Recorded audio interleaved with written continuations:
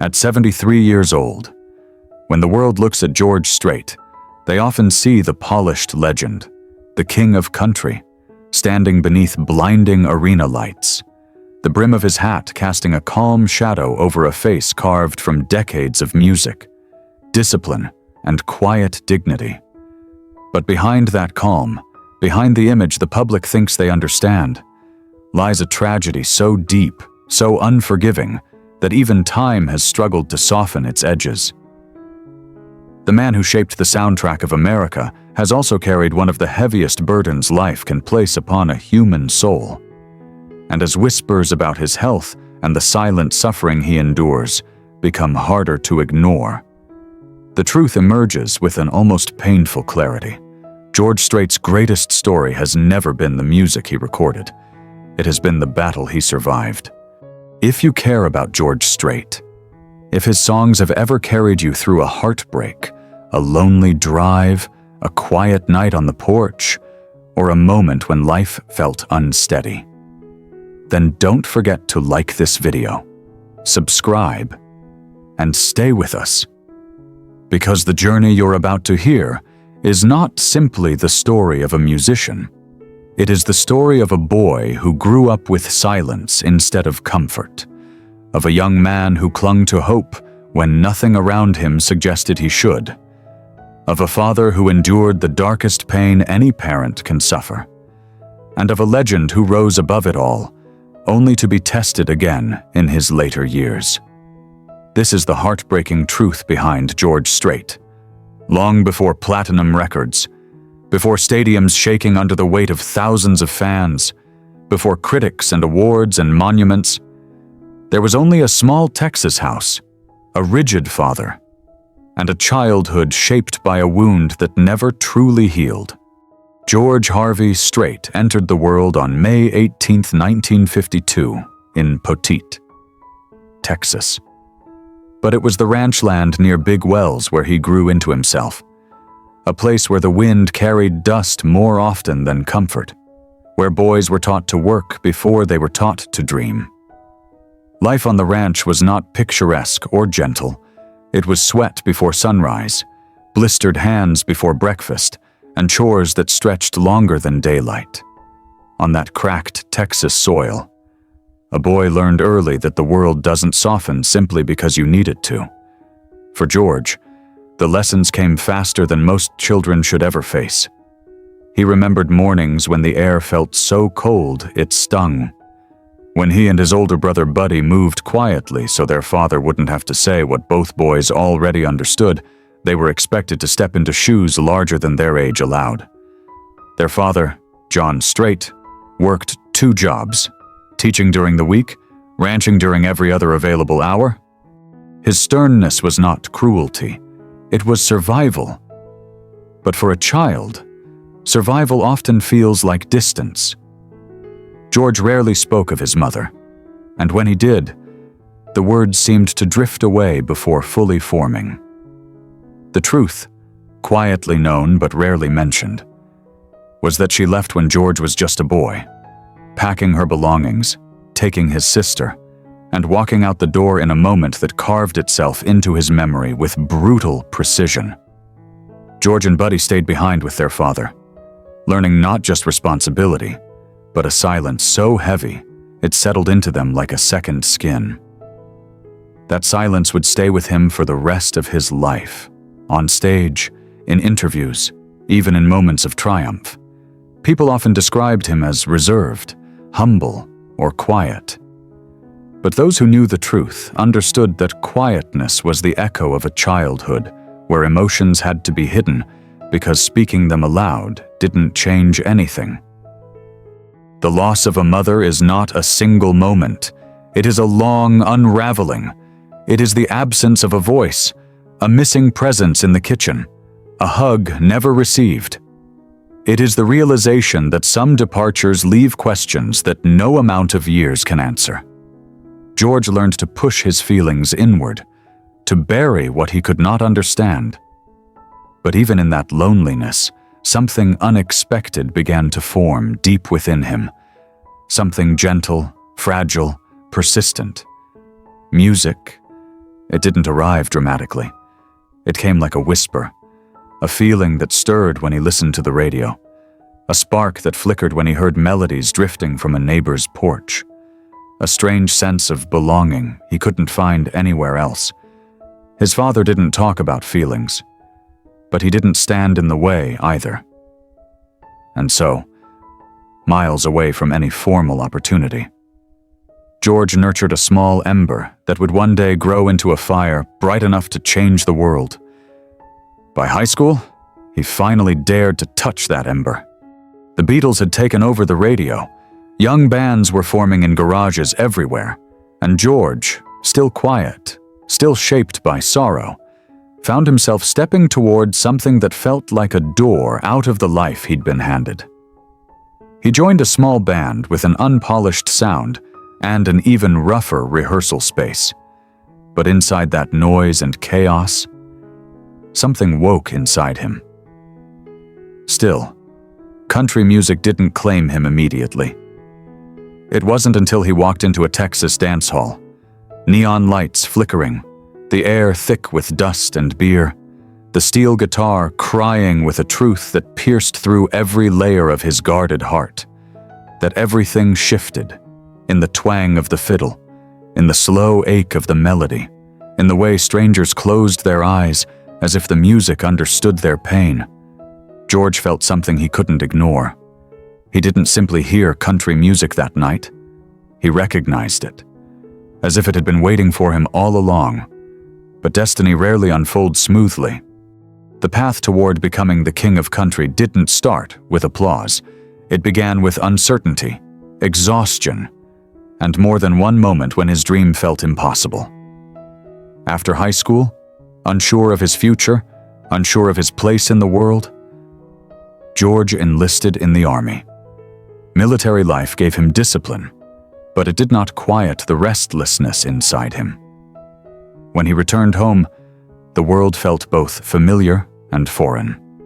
He enrolled in college, married the one woman who had stood by him since they were teenagers, and tried to piece together a future that made sense. Money was scarce. Some weeks he stretched groceries so thin that hunger felt like part of their routine. And yet, in the middle of that struggle, music was still there, whispering to him, pulling him forward. Joining a small local band gave him something to believe in, but even then, he was still the quiet one, the man who worked hard, rehearsed harder, and rarely spoke about what he truly wanted. Because wanting something meant risking heartbreak, and heartbreak was something he had already met too young. Still, the music built slowly.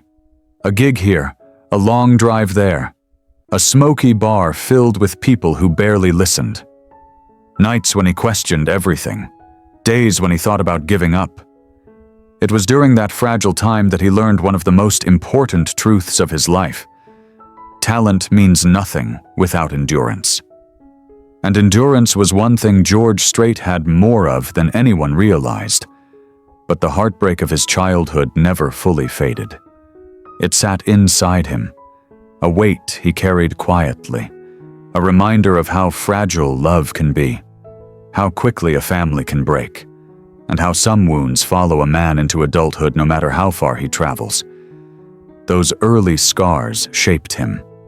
They taught him to stay humble, to remain grounded, to keep parts of himself out of the spotlight. They also taught him something far more painful. Even the strongest foundations can collapse without warning. And as the world would eventually learn, life was not finished testing George Strait, not by a long shot. When George Strait stepped into adulthood, the world did not greet him with the promise of success or the certainty of a clear path. There was no guiding hand waiting to show him where to go, no mentor ready to shape him, and certainly no spotlight pointing toward the future that millions would one day believe he was destined for. Instead, the years that followed his teens were marked by searching, long, painful, often humiliating searching.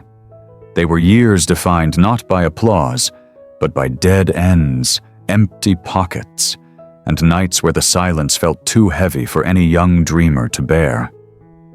In many ways, George entered his 20s carrying the same weight he had carried as a child: responsibility, quietness, and a longing for something more than survival. After the turbulence of his early home life, the army seemed like a refuge, a place structured enough to steady him, disciplined enough to keep him from drifting, and distant enough to escape the shadows of a childhood he rarely spoke about. But even there, even in the midst of uniforms and order and strict routines, the same soft ember continued glowing in him. Music. At military gatherings, George often found himself humming melodies under his breath, unaware that others sometimes paused to listen. His voice was still unpolished then, uncertain, hidden, but it carried something that could not be taught: sincerity. Yet sincerity alone doesn't build a dream, and sincerity alone certainly wasn't enough to convince a young soldier that music might one day be his life. After his service, he returned to Texas with no script for how adulthood was supposed to unfold. He wasn't a prodigy that labels were fighting over. He wasn't born into a family with connections. He wasn't even sure if he had the right to call himself a musician. What he did have was a young wife, Norma, who looked at him with a faith so steady that it frightened him. He admired her strength, her calm, her loyalty. He also feared disappointing her. They lived in a small apartment where the wind slipped through the cracks during winter, and where nights were defined by budgeting groceries, not making plans.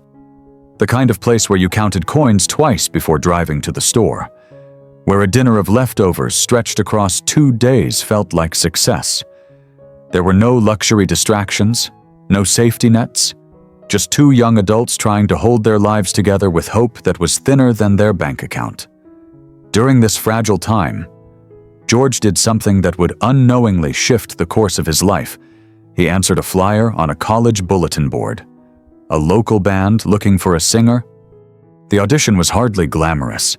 A dusty garage, dented amplifiers, a handful of musicians who were just as lost as he was. But when George sang, something changed. Not in the world, not yet, but inside him. His voice trembled at first, then steadied, then grew into something fuller than the room could contain. No one clapped after he finished. No one needed to. They simply looked at each other, nodded, and without ceremony, welcomed him into the group. That band would eventually become Ace in the Hole, a name that would later be whispered with reverence throughout Texas, honky-tonks and dance halls. But back then, they were just kids with instruments and enough determination to survive on the road. The early years of that band were a far cry from success. They played in tiny bars where the air hung thick with cigarette smoke, where the floor stuck to their boots, where customers argued louder than the music. They played on makeshift stages assembled from beer crates. They played to crowds who barely looked up, and they did it night after night, because the alternative, quitting, felt too much like betrayal. Money was so tight that the band often slept in their van, bodies curled uncomfortably under thin jackets, using balled-up shirts as makeshift pillows. Some nights, the van didn't even have enough gas to reach their next gig. They shared meals, shared frustration, shared doubt. But they also shared a stubborn belief that someday, someone would hear them. For George, these years were transformational, not because he gained confidence, he didn't, not because he tasted success, he didn't, but because he began learning the cost of chasing something sacred, the cost of trust, the cost of hope, the cost of persistence in a world that rarely rewards it. Yet even in those bleak years, he carried something within him that none of the others had, a voice that sounded like truth. He didn't sing to impress. He didn't sing to dominate. He sang because it was the only place where the quiet boy inside him could speak without fear of being unheard. Still, Texas was not the only battlefield he had to face. The real war waited for him in Nashville. Beginning in the late 1970s, George took trip after trip to Nashville, carrying demo tapes recorded with desperate hopes and borrowed money. He knocked on doors that barely opened. He walked into offices where executives never looked up from their desks. He heard rejection after rejection delivered with the kind of cold certainty that could crush even the strongest spirit. "You're too traditional. You don't have the right sound. This style is outdated. We already have singers like you. And the worst of them all, son, what you do belongs in the past." Each dismissal was a reminder of the silence he grew up with. The kind of silence that tells a boy, don't ask for more, don't expect too much, don't believe your voice matters. By 1980, the weight was too much. A man can endure only so much failure before he loses faith, not just in the dream, but in himself. With a heavy heart, George told his band he was done. He took a job designing cattle pens, a respectable job, a stable job, a job that suffocated him. But stability felt safer than hope, safer than heartbreak. And then, at the very moment when he was ready to surrender, someone else stepped in. It was Norma. One evening, after watching him move through their home like a shadow, she approached him with a softness that didn't hide its strength. She placed her hands on his shoulders and said the words that would alter the entire trajectory of his life. "Give it one more year. George, just one more. Don't quit before God can show you what's meant for you." It wasn't a dramatic speech. It wasn't delivered with tears. It was steady, absolute.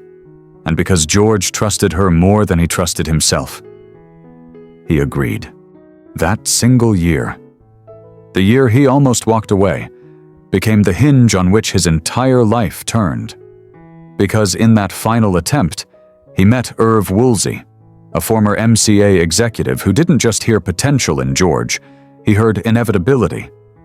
Woolsey believed in him with the kind of conviction that George had never felt from anyone except Norma. He fought for him, pushed for him, and eventually placed George in front of MCA Records for one last chance. One song.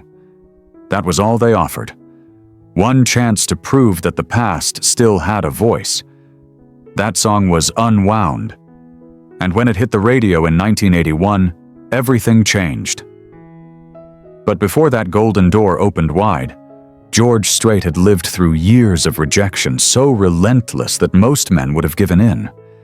He had endured poverty, uncertainty, humiliation, and the weight of a dream that seemed determined to die before it could live. These were his crucible years, the years that forged him, carved him, strengthened him, and prepared him for a destiny he still didn't believe he deserved. He entered adulthood searching for a direction. He found rejection. He found struggle. He found faith. And he found a reason to keep going. The world would soon call him a legend. But before that, he was simply a young man fighting to be heard, and fate, after waiting far too long, was finally ready to listen.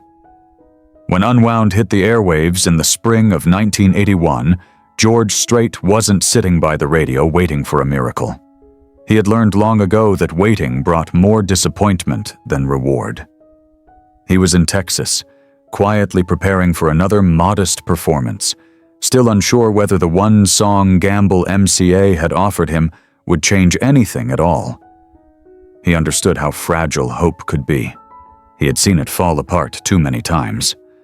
But destiny, when it finally arrives, rarely announces itself politely. It breaks through the door and demands to be felt. "George!" one of the band members shouted, running toward him with an excitement that didn't match the world they knew. "Turn on the radio, now!" George paused, confused. Then the opening chords crackled through the speakers, raw, sharp, unmistakably his. For a moment, he froze, not because he doubted it, but because a man who has lived most of his life in silence does not immediately recognize the sound of being heard. The song played, and as it played, the band watched him. He didn't smile, he didn't cheer. He simply stared at the radio with an expression that held shock, disbelief, and something deeper, something like vindication. Because after years of knocking on doors that never opened, a single door had finally creaked open, and the world on the other side was larger than anything he had dared to dream. Within weeks, Unwound climbed the charts faster than anyone expected, reaching the top 10 and igniting a wave of curiosity around a singer Nashville had repeatedly dismissed. People began asking, "Who is this George Strait?"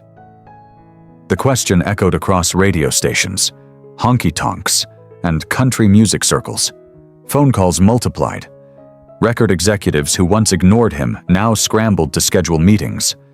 Fans began trickling into small venues, then pouring in faster than the band could adjust their set lists. Something remarkable was happening. Something even Nashville couldn't ignore. But the rise wasn't the glamorous avalanche success stories are made of. It was unsettling, overwhelming, and at times terrifying. George was a reserved man by nature. The attention felt foreign, and the sudden shift from not good enough to the next big thing was jarring. For every door that opened, 10 new expectations appeared behind it. Still, no amount of anxiety could overshadow one undeniable truth. George Strait wasn't just being noticed, he was changing the sound of country music. By 1982, his sophomore album produced his first no-one hit, Foolhardy Memory. The next year brought 2 more chart toppers. Audiences began flocking to his shows with an intensity that surprised everyone, especially George. Men admired his grit and straightforward masculinity. Women were drawn to his quiet confidence and genuine humility. Older generations appreciated his respect for tradition. Younger audiences found something fresh in his steadiness. Without intending to, he bridged 2 worlds, the past and the present. What made him different wasn't his stage presence or glamour. George was never flashy. It wasn't his interviews. He avoided them when he could. It wasn't even his songwriting. Because unlike most rising stars, he rarely wrote his own material. What set George Strait apart was the purity of his voice. A voice that didn't perform heartbreak but lived it. A voice that didn't chase trends but grounded people in truth. A voice that sounded like the American soul itself. Steady, honest, wounded, resilient. As his popularity grew, so did the scrutiny. Some critics said he was too traditional to compete with the new generation of artists shifting country toward pop. Others argued that he lacked the flamboyance necessary to dominate the stage. A few even suggested that his quiet demeanor was a liability. But audiences didn't care. They weren't looking for theatrics. They wanted someone real, someone who didn't pretend, someone who sang to heal, not to perform, and George Strait was exactly that. Still, success never comes without pressure, and George felt that pressure every single day. He wasn't accustomed to being at the center of attention. He didn't understand the game of show business. He wasn't trying to be royalty, yet people began calling him a king. The higher he rose, the more he felt the invisible weight pressing down on him. Tour schedules became brutal. Studio sessions demanded perfection. Radio stations wanted interview after interview. His label pushed for more songs, more albums, more appearances. Crowds grew so rapidly that he sometimes stared out at the sea of faces with an unease he hid behind the brim of his hat. But despite the exhaustion and uncertainty, he kept going. Because he understood something few artists truly grasp. Even today, fame is fleeting, but work is not. Work is the one thing a man can control. And George worked. Through his 1980s and early 1990s rise, he never slowed. Each year produced new hits. Each tour grew larger than the last. Each album became a new milestone. Somewhere along the way, he went from unknown to unstoppable. Then came the moment the industry could no longer deny him. In 1985, George Strait won his first CMA Male Vocalist of the Year award. Industry veterans expected him to smile widely, celebrate loudly, perhaps even bask in the well-earned glory. Instead, George walked on stage quietly, nodded humbly, accepted the award, and walked back off with the same calm expression he arrived with. Some viewers didn't understand it. They mistook that quietness for distance, or worse, indifference. But those who knew his story understood exactly what was happening. George Strait didn't need applause to validate him. He didn't need awards to define him. He didn't need to convince anyone he belonged. He had already fought harder for his place than most people ever would. Still, even as he dominated the charts, even as critics began praising him, even as tens of thousands of fans filled massive arenas to hear him sing, George carried an invisible truth inside him, one that shaped him far more than any success ever could. He remembered the boy who watched his mother walk out the door. He remembered the teenager who felt too quiet to matter. He remembered the young man who slept in vans, hoping someone would listen. He remembered every door that slammed shut in Nashville. He remembered every failure, every rejection, every doubt that tried to bury him, and he vowed never to forget. But success brings its own dangers. As the 1990s approached, George found himself at a crossroads. Fans adored him, the industry respected him, the charts belonged to him. Yet behind the scenes, something darker was stirring. The more people praised him, the more deeply he retreated into himself. He had spent so long learning how to survive disappointment that he didn't know how to handle admiration. Fame made him cautious, praise made him uncomfortable, and expectations made him anxious. This internal tension created a strange paradox. George Strait was becoming one of the biggest stars in America, yet he felt smaller, quieter, and more isolated than ever. But perhaps that is what happens when a man who spent his childhood enduring silence suddenly becomes the voice of a nation. Perhaps that is what happens when a person who grew up with abandonment questions the sincerity of every cheer. Perhaps that is what happens when a dream becomes reality, but carries shadows along with it. Yet even in that struggle, George never faltered in the one thing that mattered most, the music. Through album after album, he pushed forward. His delivery grew richer, his stage presence steadier, his confidence, though quiet, more grounded. Though he rarely wrote his songs, he chose them with surgical precision. He understood emotion better than he understood words. He knew how to inhabit a lyric, how to shape a melody, how to make a simple phrase feel like a memory. By the early 1990s, George Strait was no longer a rising star. He was a force, a phenomenon, a symbol. A man who had risen above doubt and built a kingdom out of everything he was once told would never be enough. But the most remarkable part of his rise was not the awards, the hits, or the screaming crowds. It was the transformation inside him. The slow, steady, almost reluctant acceptance that he belonged.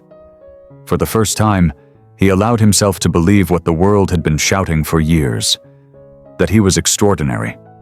Yet George Strait's ascent was not only about triumph, it was the beginning of a much deeper, more tragic chapter, one that would test him far beyond the demands of fame.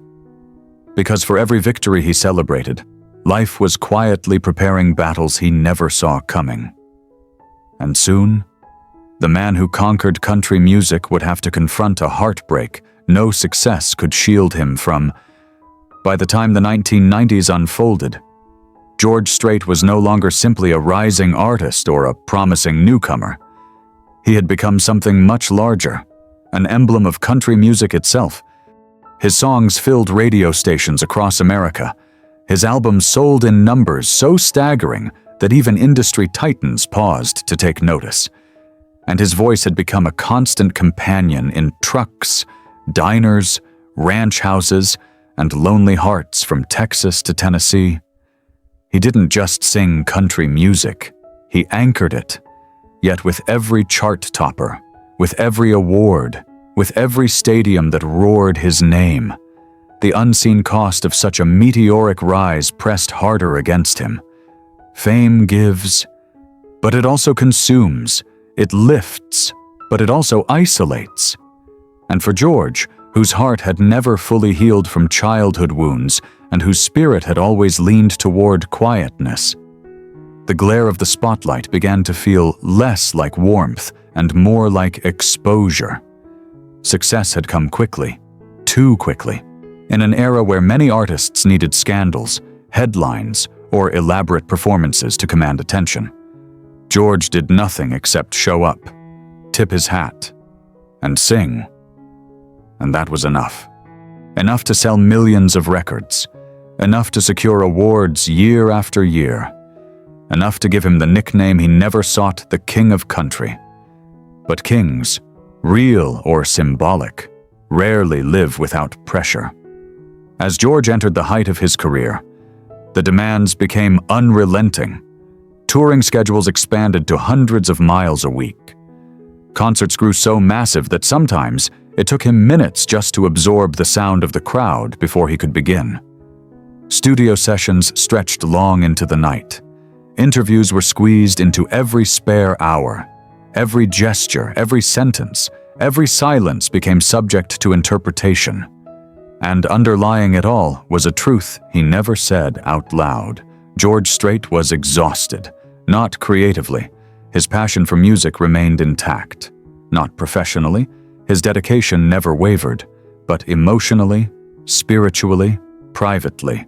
The George Strait that audiences saw on stage, a calm, confident, collected performer, was only one part of the man.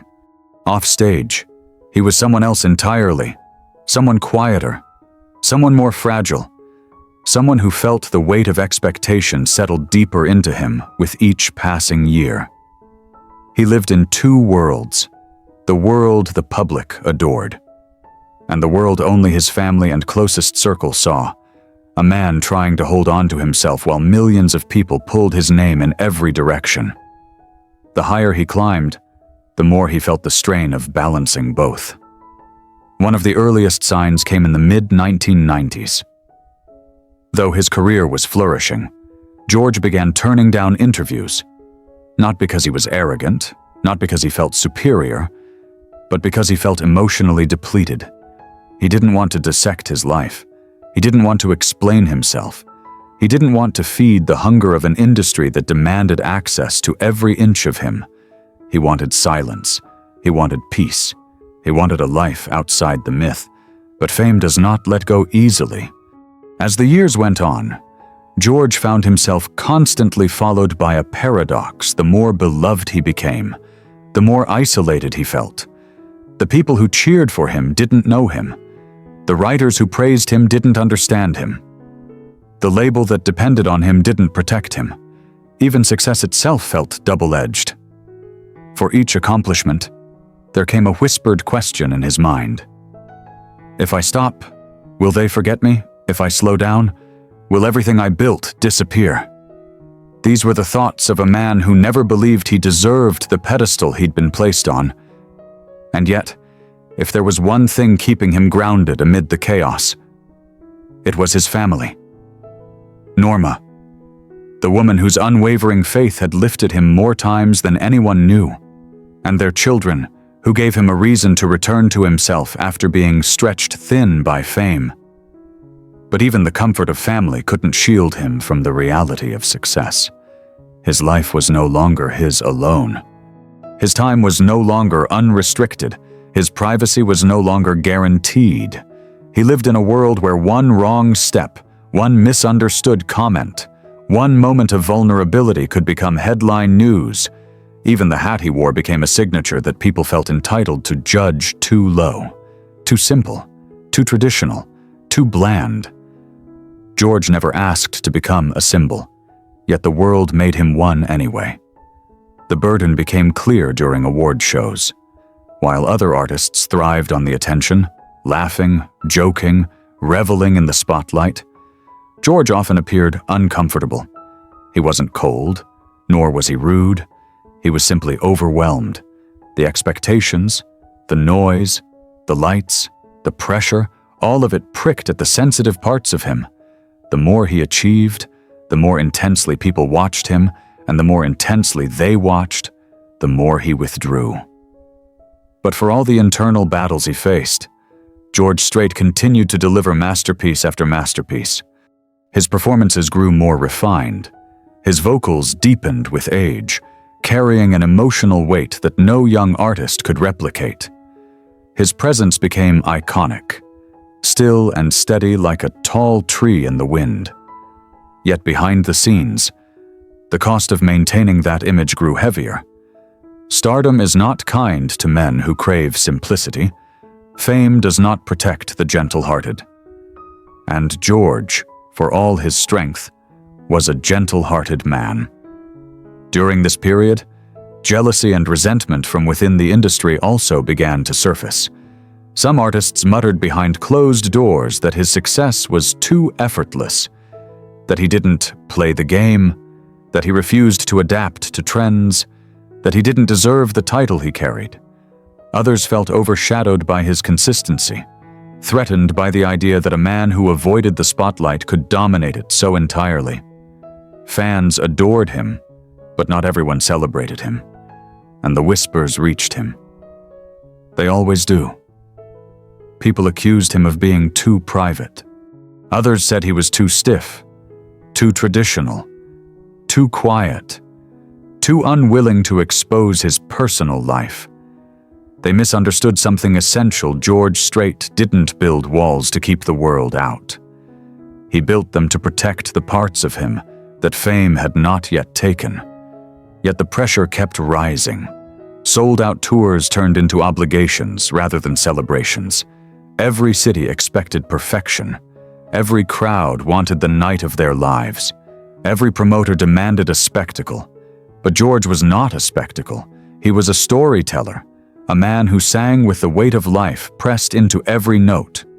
Still, he delivered, because he believed it was his responsibility. But responsibilities can break even the strongest men.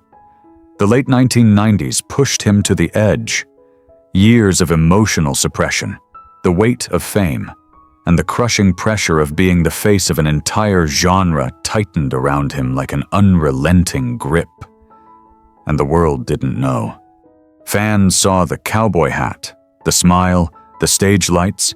They saw the legend, the king, the icon. But what they didn't see, what they could never have imagined, was that behind the curtain, George Strait was nearing a breaking point. Because fame was only the beginning of the storm.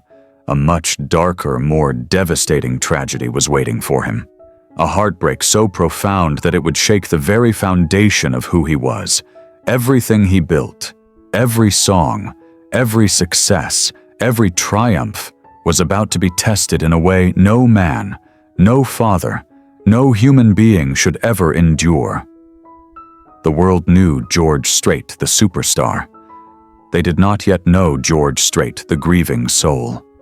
But they were about to, at the height of his fame, when arenas thundered with his name, when critics bowed before his artistry, when the world believed George Strait had finally outrun every hardship of his past. Fate struck with a cruelty so sudden, so merciless, that it changed him forever. It was June 25th, 1986. A warm Texas night. A night that should have been ordinary, a night that should have passed like any other. But destiny does not always follow reason or mercy. That evening, George's daughter, Jennifer, barely 13, was riding in a car with friends. Music played softly. Laughter filled the small space. The innocence of youth blurred into the glow of passing streetlights. There was no warning. No hint of danger ahead.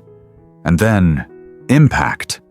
Metal screaming, glass exploding, tires skidding against asphalt, a moment so violent it carved itself into history with the precision of a scar. The car flipped, rolled, crushed. By the time the chaos settled, Jennifer was gone. A daughter whose life had barely begun. A light extinguished before it had the chance to shine. A wound so raw it would never fully close. When the phone rang, George Strait's world split in two, the life he had before that night, and the life he was forced to live after it. He did not scream. He did not collapse. He did not rage against the heavens. He simply went silent, a silence deeper, darker, and more devastating than any he had ever known. Because how does a man who has spent his whole life fighting to be heard now find a way to speak through unimaginable grief? The pain was not the kind that bleeds outward. It was the kind that sinks inward, slowly, relentlessly, like cold water filling a room. At the hospital, he saw her, peaceful, still, fragile. And for the first time in his life, the man who had carried himself with such composed dignity broke, not outwardly, not publicly, but in a way that shattered the very core of who he was. The grief was so enormous that there were no words large enough to contain it. Fans sent letters. Friends offered condolences. The industry held moments of silence. But none of it mattered. Because nothing. No award, no song, no amount of love from the public could fill the void of losing his child. In the days that followed, George disappeared from the world. Not the metaphorical kind of disappearance that celebrities use to escape headlines. Not a temporary break or a planned retreat. He vanished into the deepest chambers of his grief. Calls went unanswered. Interviews were canceled. Shows were postponed. He withdrew into himself so completely that even those closest to him wondered if he would ever return. Norma stayed beside him with the same unwavering loyalty she had shown him since the beginning. She held him through the silence, through the rage, through the moments when he simply stared ahead as if the world had become too blurred to recognize. But even a love that strong could not erase the pain. It could only soften its edges. The world expected George Strait, the superstar, to process his grief publicly, to share his emotions in interviews, to turn his pain into music. They waited for him to reveal the heartbreak in a song. They waited for him to speak about Jennifer's passing. They waited for him to mourn where they could see it. But he refused. Not out of defiance, not out of distance, but out of protection, of her, of their family, and of the one piece of his heart he would never allow the world to touch. He never gave an interview about her death. Not then, not later, not ever. And that silence became part of his legacy, one of the most haunting, heartbreaking, and profoundly human decisions he ever made. Because some grief is not meant to be shared, some wounds are not meant to be spoken aloud, some losses exist only in the breaths between a man and his memories. For a long time after Jennifer's passing, George could not sing. Music, once his refuge, became a reminder of everything he had lost. He avoided the studio. He avoided the stage. He avoided any place where emotion might break open without warning. But eventually, because life does not allow any of us to remain frozen in tragedy, he returned. When he stepped back onto the stage for the first time, the audience greeted him with an uproar of love so powerful it felt like the ground trembled beneath him. People cried. Some held signs bearing Jennifer's name. Others prayed silently in the stands. Yet even as he stood there under the lights, George felt small, smaller than he had ever felt in the early years of rejection. Smaller than he had felt in the van sleeping through nights of hunger. smaller than he had ever felt in Nashville offices where executives dismissed him. This was a different kind of smallness, a hollowing, a quieting, a reminder that no amount of glory could protect a man from life's most devastating blows. For the next several years, George performed, but something in him had changed. He still delivered perfection, note after note, show after show. He still honored his fans with humility and gratitude. He still wore the hat, the boots, the quiet dignity that had become his signature. But behind his eyes, something was missing. A spark, a light, a piece of himself he knew he would never reclaim. Grief had carved into him a solemnity that audiences felt even if they couldn't articulate it. His music deepened. His voice gained a new weight, soft, haunting, heavy with unspoken truth. Songs of heartbreak felt more personal, more lived in, more raw. He didn't need to tell the world what he was feeling. They heard it, even if they didn't know exactly why. Fans sensed that every lyric he sang carried an invisible shadow. They could feel the ache beneath the melody, the softness beneath the strength, the quiet agony beneath the calm. In 1995, almost a decade after losing Jennifer, George recorded Baby Blue. Many believe, though George never confirmed it, that the song was a tribute to his daughter. The lyrics spoke of a love taken too soon, of a goodbye no father should ever have to say, of a beautiful soul gone before her time.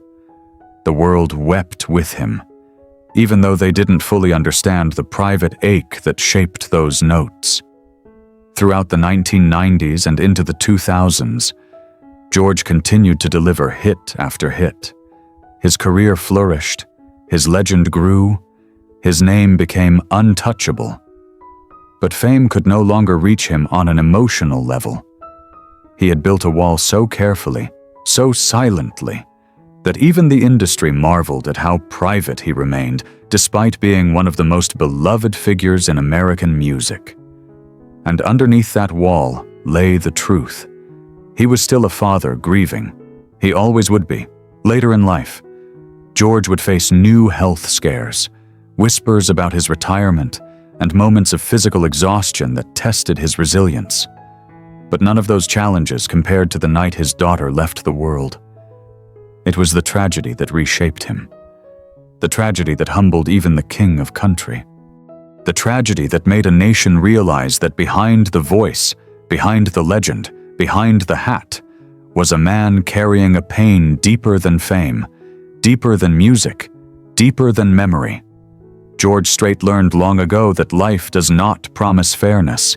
It does not reward goodness. It does not spare the gentle-hearted. It simply moves forward, whether we are ready or not. But he also learned something else, something far more powerful. That grief, when carried with grace, becomes love, and love, when held onto despite the pain, becomes legacy. He sang through the storm. He stood through the heartbreak. He kept going, even when moving forward felt impossible. And that courage, quiet, patient, unspoken, became the truest measure of the man he was. As the years carried George Strait into his 60s, and eventually into the quiet horizon of his 70s, something profound began to unfold around him. The frenzy of fame softened. The relentless demands of touring eased. And the man who had spent decades standing beneath blinding lights finally stepped into a gentler, warmer glow. The glow of reflection. At 73, George Strait no longer chases stages. He no longer measures his worth by chart positions or ticket sales. He no longer feels the weight of proving himself to a world that once doubted him. Instead, he stands in the rare, sacred space few artists ever reach. The space where time slows down enough for a man to truly see his life. And when George looks back, he doesn't see a legend.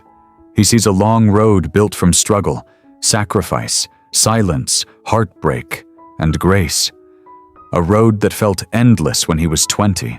A road that felt overwhelming when he was 30. A road that nearly broke him at 40. A road that defined him at 50. A road he finally learned to appreciate at 60 and beyond.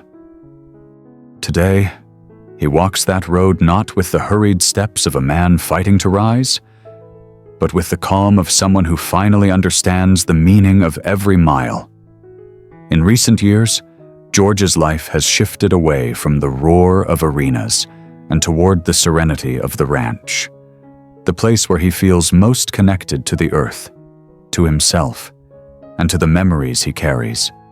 Out among the open fields, where the sun sinks slow and the wind brushes lightly across the grass, he often finds a peace that music never quite gave him. Here, he is not a king. He is simply George, a man in jeans, boots, and a hat, a man who loves horses, the land, and the quiet goodness of a life lived with integrity. His days now are filled with smaller moments: early mornings by the fence line, afternoons walking the property, evenings sharing dinner with his family. He laughs more easily, speaks less urgently, breathes more deeply. The tension that once wrapped itself around him like a rope has loosened. But even in the calm of his later years, echoes of the past still linger, not as wounds, but as reminders. He carries Jennifer's memory everywhere he goes, not in grief anymore, but in a tender, gentle way, like a song only he can hear. Some days the melody is soft, some days it stings, but always, it stays with him.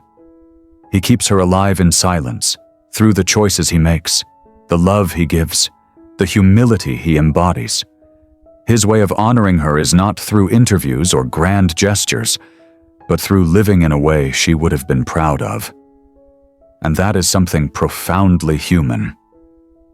Though he stepped back from full-scale touring, George never abandoned music. He still appears for select performances, moments that feel less like concerts and more like reunions between a legend and the people who grew up with his voice. Thousands still gather, tears in their eyes, hands over their hearts, as they witness a man whose presence alone feels like a piece of American history. But George takes the stage differently now. There is no rush, no pressure, no urgency. He walks out slowly, confidently, with that unmistakable quiet strength. And though age has softened parts of him, it has deepened others.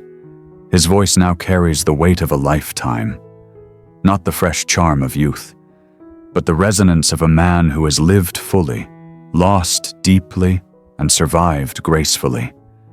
He sings with the knowledge that his words mean something, to strangers, to families, to generations, because for millions, George Strait is not just a singer. He is the soundtrack of decades, the voice that played during first loves, heartbreaks, weddings, funerals, and quiet drives down long rural roads, a companion through the moments people struggle to put into words.